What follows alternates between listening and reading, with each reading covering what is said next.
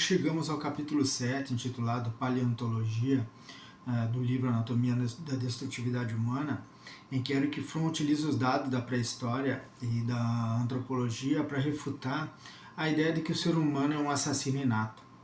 Ali o autor vai argumentar que a destrutividade humana maligna não é uma herança instintiva, mas uma característica que se constituiu ao longo do tempo, né?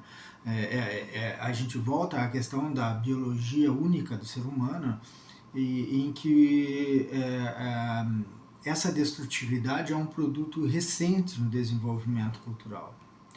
Sou Flávio Rodrigues, sou psicanalista e hoje vamos entender um pouco sobre qual é a diferença entre uma biologia animal e uma biologia humana em Erich Fromm.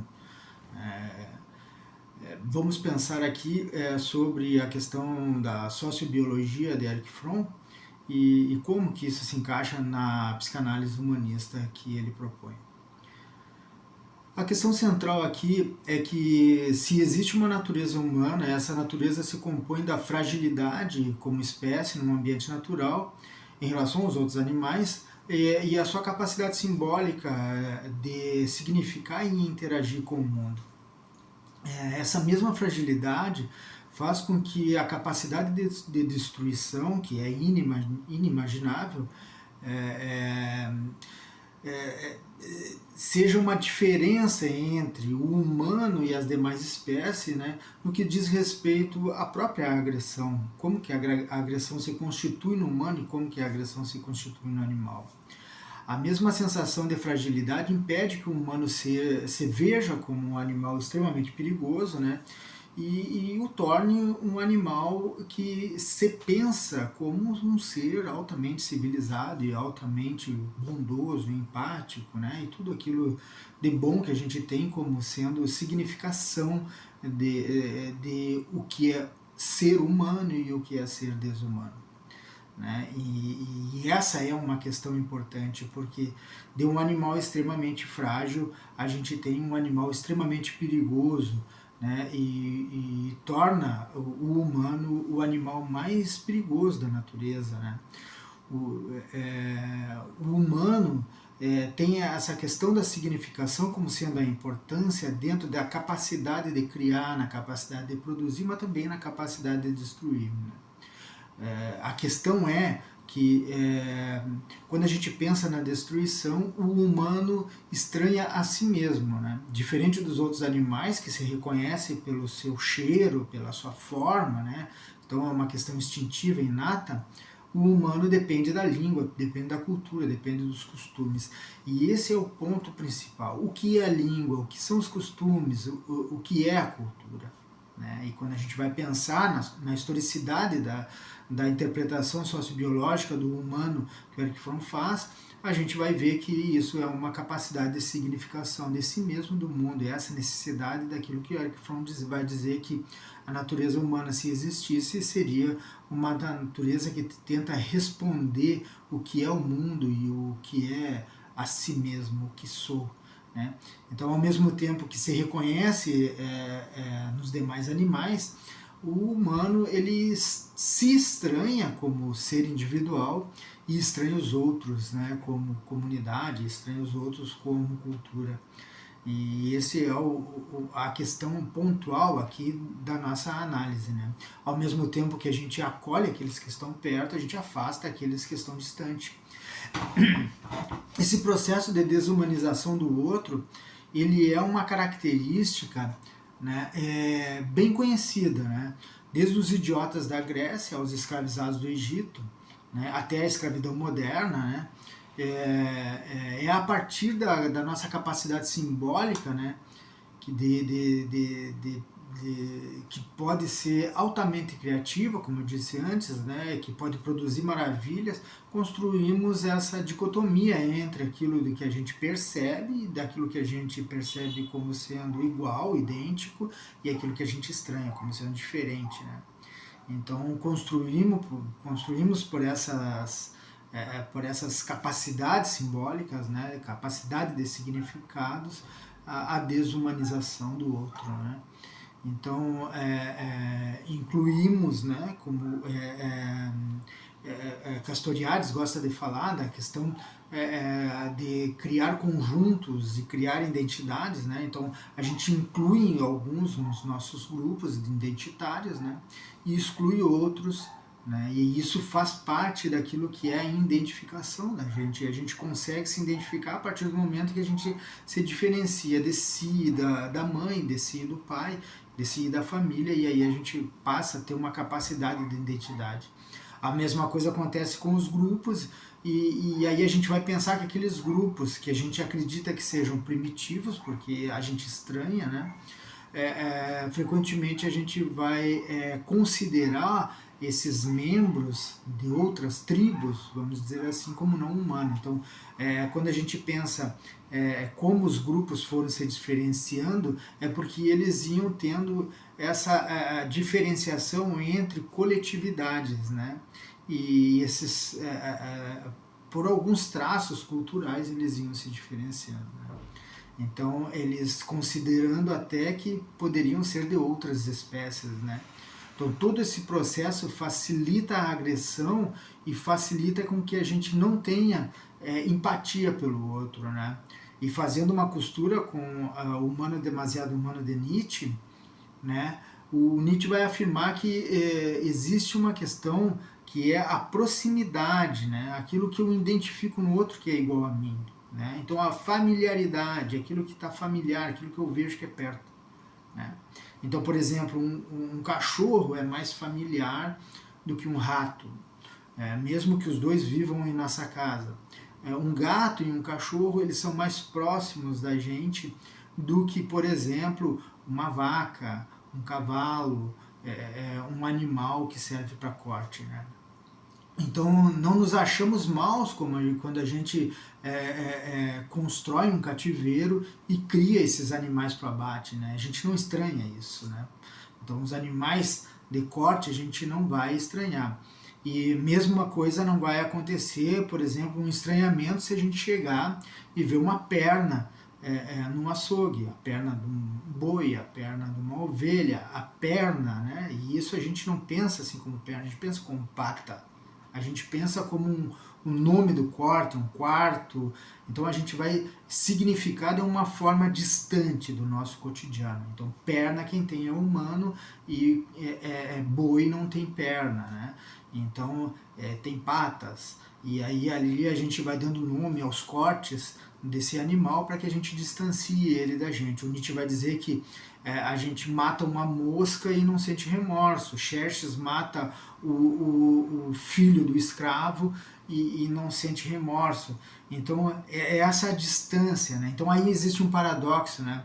A falta desse equipamento rígido, instintivo, que é o que nos torna humano, né? Também nos faz incapaz de nos perceber como um agressor. E isso está dentro da nossa cultura, e esse que é o mais importante. É pela significação cultural que a gente vai dizer o que é bom, o que é ruim, quem é mal, quem destrói, né? Então, a partir do momento que eu moro num lugar onde o abate de animais é uma coisa que é normal, né? Que é normal abater para comer, eu acho que se fizer isso, por exemplo, com um cachorro, e na minha cultura não não é algo que a gente faça, eu vou estranhar isso.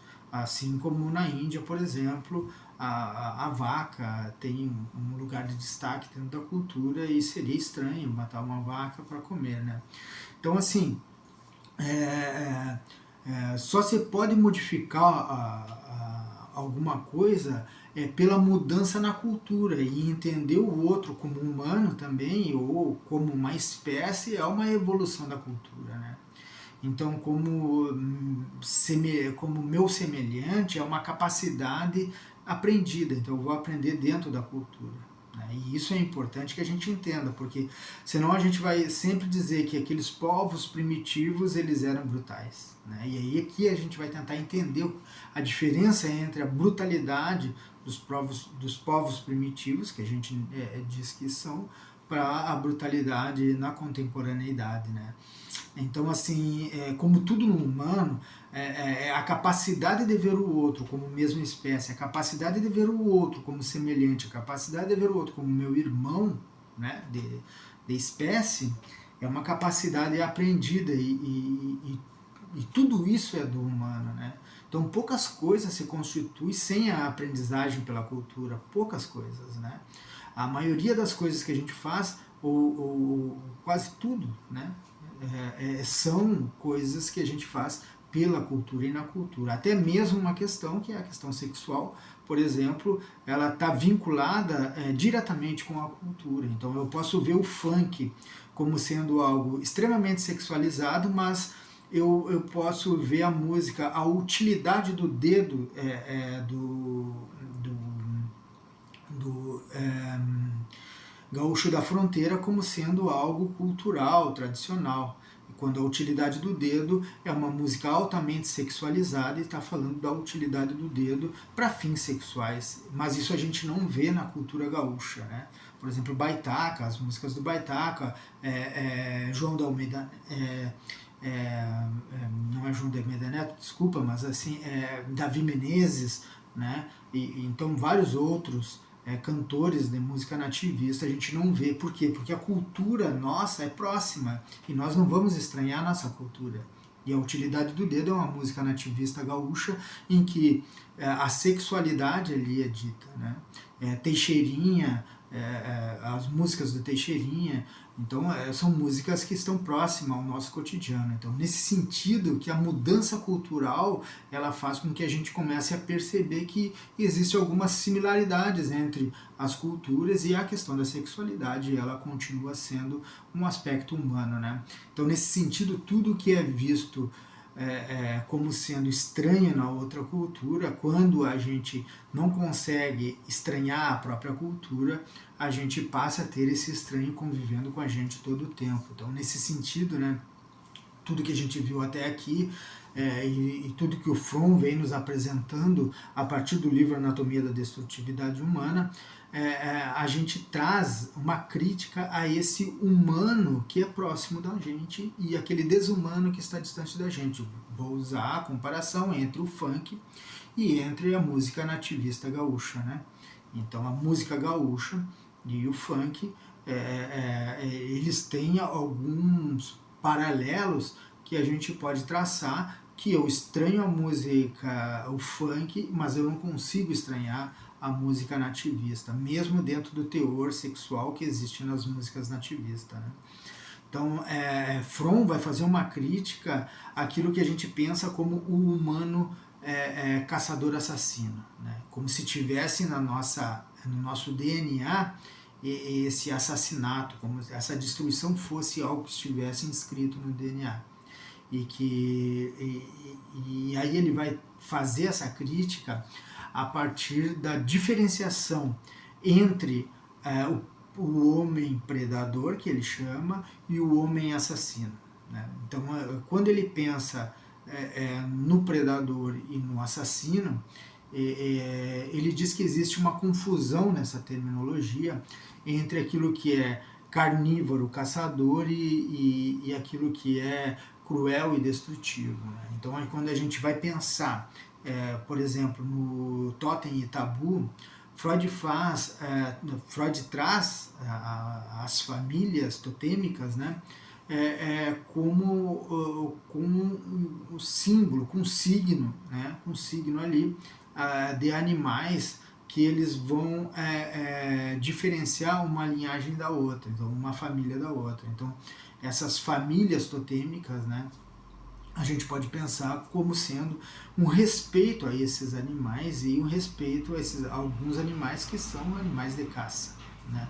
E aí a gente tem várias culturas que antes de comer, eles vão saudar o animal, ou existir algum tipo de ritual de caça, ritual para ir para a caça, até mesmo por proteção, mas também depois para louvar que a gente tem aquele animal para comer, e assim por diante, né? Então Fromm diferencia a caça entre os hominíneos e, por exemplo, a caça esportiva, em que a caça esportiva, o esporte é a finalidade, ou seja, a questão simbólica da destreza, da habilidade, ela é mais importante do que a destruição, que é a morte, né? Então, embora o esporte ele não seja funcional no sentido da nutrição, a agressão do caçador esportivo ela é instrumental e neurologicamente diferente de, por exemplo, uma agressão defensiva ou uma agressão por prazer, né? Porque existe uma diferença entre os caçadores, por exemplo, o caçador que vai caçar pela nutrição, uma questão funcional, e o caçador que é um caçador simbólico, né? Que é aquele que vai caçar para mostrar a destreza e o uso das armas e tal, embora as armas sejam um componente de morte, né? A caça, para fim de nutrição, é uma questão de sobrevivência, e aí ela se diferencia da caça esportiva, que é essa a nossa capacidade de dar significado a alguma coisa, né?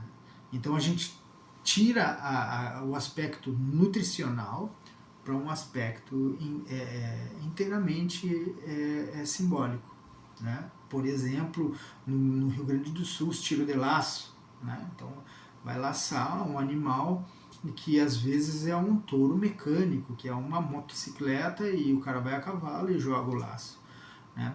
Nos dois casos, embora a agressão não seja a finalidade, embora você possa pensar até que existe uma crueldade na caça esportiva, por exemplo, ir caçar um animal numa floresta, né? E isso pode ser refletido somente quando existe uma mudança na cultura, senão continua sendo, por exemplo, as touradas de Madrid, ou mesmo no Brasil, aqui no Rio Grande do Sul, que a gente chama de gineteada, né? Então a cultura americana de cowboy e os rodeios, né? Então esse ginete ele faz parte da cultura e ele ganha um valor na cultura. E isso é mais importante do que mesmo a tortura animal, que quando eles puxam, que a gente chama de cincha, né? Quando eles puxam ali na virilha do animal, o animal começa a pular, seria uma tortura. E no caso das touradas, a questão da agressão, mas é a habilidade técnica de matar, mas isso é simbólico, né? Então, só se modifica a partir do momento que a cultura começa a estranhar isso. E o ser humano não consegue se estranhar e não consegue se ver como agressor, né? Nós não conseguimos, a gente acha que a gente está protegendo a nossa cultura, e esse é o grande porém, é o grande ponto de reflexão sobre Erich Fromm. Senão mesmo o processo de alienação que ocorre dessa fragilidade, ele funciona de certa forma, né? Mesmo quando a gente pensa nesse processo de alienação, a fragilidade ela funciona como um mecanismo de defesa, né? E a incompreensão da nossa própria agressão, da nossa destrutividade, da nossa capacidade de destruir. Então a alienação aqui ela está na dicotomia entre a agressão e fragilidade, né? Então eu sou frágil, então eu não consigo agredir, né?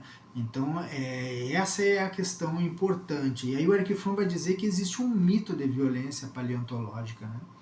Que na paleontologia a violência era maior, né? Como aquilo que dizem, né? Antigamente não era assim, né? Quando a gente vai ver antigamente era muito pior. Mas assim, Erich Fromm traz o mito da violência paleontológica aqui e diz que não há provas de que os nossos antepassados, caçadores e coletores, fossem animais agressivos, né? E que os grupos sedentários eles não se mostram, né? Como a gente pode ver agora, na Amazônia existem vários grupos que estão lá para caça e coleta. Eles não atacam as cidades, né? Então a gente vê que não existe ali um ataque às cidades, muito pelo contrário, eles querem sobreviver e querem que fiquem longe deles, né? Então isso é importante na nossa análise, né?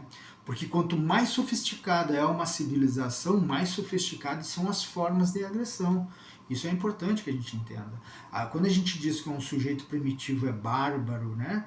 É bárbaro porque existe a questão histórica da palavra.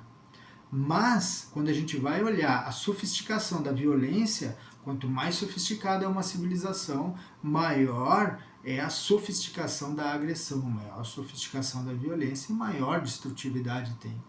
Então, desde a tortura até as guerras, né, a gente vai ver, por exemplo, a sofisticação das torturas imposta pela Igreja Católica. Isso é uma sofisticação importante. Eles tinham um sistema sofisticado de tortura que chegava até a fogueira, mas antes eles torturavam muito, né? Então a gente vai ver ali que existem vários equipamentos medievais que são equipamentos que, quando a gente olha hoje, dentro de uma cultura atual, a gente tem que ver o que estava acontecendo naquela época, sem a gente dizer que era justo, não é nada disso, né? O que eu quero que vocês vejam é que existe uma sofisticação na violência, né? E de pessoas, né, que se diziam não bárbaras, né? E que se diziam cristãos, que se diziam amorosos, né? O amor de Cristo, né? Então essa contradição da dificuldade de se ver como agressor, né? Outra questão são as guerras limpas que surgem ali na Guerra do Golfo, né? E que diriam que seriam guerras precisas, né? Então eles atacariam de forma precisa. Então eles usariam drones, eles usariam o laser, a mira laser, e o avião passaria lá por cima e atacaria somente aquele lugar e não faria mais nenhuma vítima. E somente os maus morreriam, né?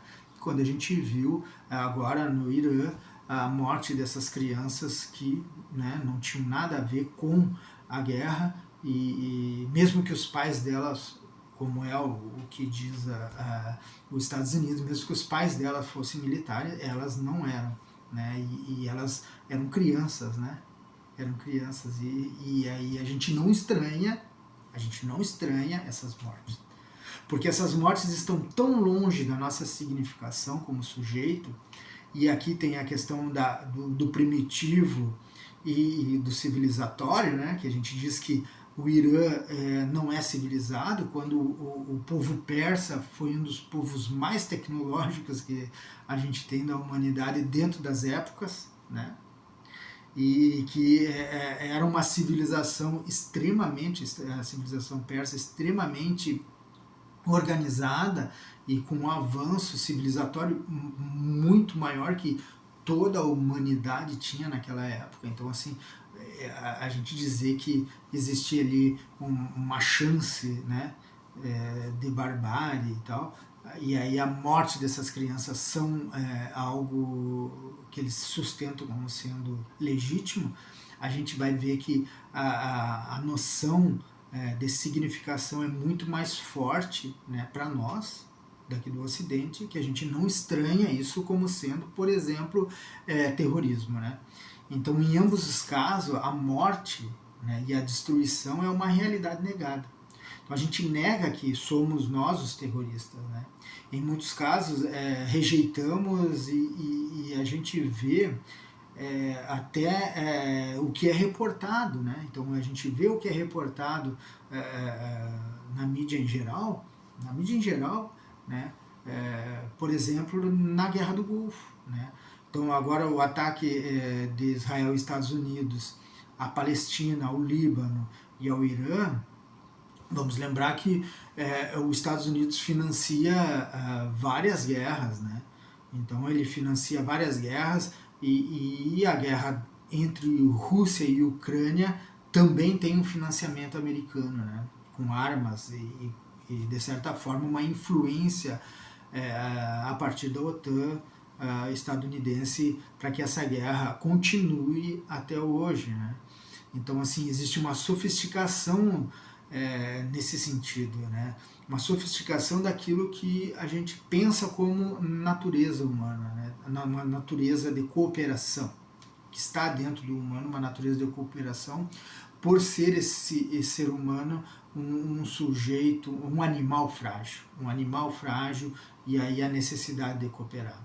Se a gente coopera para prosperar como humanidade, né, e é um fator que nos faz caminhar para para os avanços que a gente tem, tanto de saúde, de tecnologia, até mesmo de sustentabilidade, porque a gente chegou num ponto cultural que a gente começou a ver que nem tudo que a gente faz são coisas boas, né?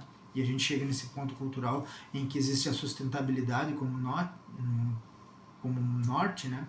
Então, se há um fator, a cooperação, para a gente prosperar, também ele é um fator de destruição, né? Quando cooperamos para destruir, que é o caso, por exemplo, do eixo do mal, nazismo, né?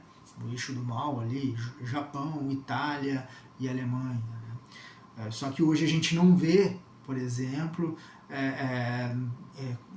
nessa destruição do Oriente Médio, que está sendo feita há muito tempo, né? A gente não vê as alianças feitas pela Inglaterra, pela França, a própria Alemanha, né?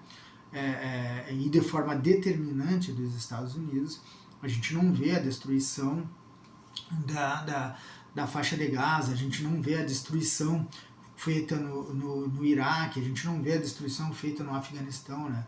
Vamos lembrar do livro O Coração do Homem, que o Erich Fromm chamava a nossa atenção para o narcisismo grupal, né? Então a coalizão ocidental se sente moralmente superior. E esse é o ponto principal. A gente acha que a gente se pensa como civilização ocidental como superior a qualquer outra civilização, né? E isso justifica a destruição, por exemplo, do Oriente Médio de forma geral, né? Então, essa é uma missão de proteção da nossa civilização, da civilização ocidental, contra a Rússia, contra a China e contra o Oriente Médio, bastante desde a década de 70. Né? Daí a gente tem uma relativização do que é a civilização e o que é ser primitivo. E o Erich Fromm vai dizer que não existia esse modelo de destruição. Esse modelo de destruição é desse aspecto civilizatório, né? Então, se pensarmos que o primitivo é aquele que não possui uma tecnologia, vamos acreditar também na guerra limpa, né? Então, a guerra limpa não mata, quando na realidade o nível de destruição de uma guerra limpa é muito maior do que qualquer guerra bárbara que a gente for pensar, né? O nível de destruição é muito maior. Então, essa forma de agressão maligna, essa forma de destruição é aquilo que Fromm nomeou de necrofilia, e uma necrofilia de grupo. Então seria uma orientação social do caráter necrofílico, né? Então qual é a característica? Se a gente tinha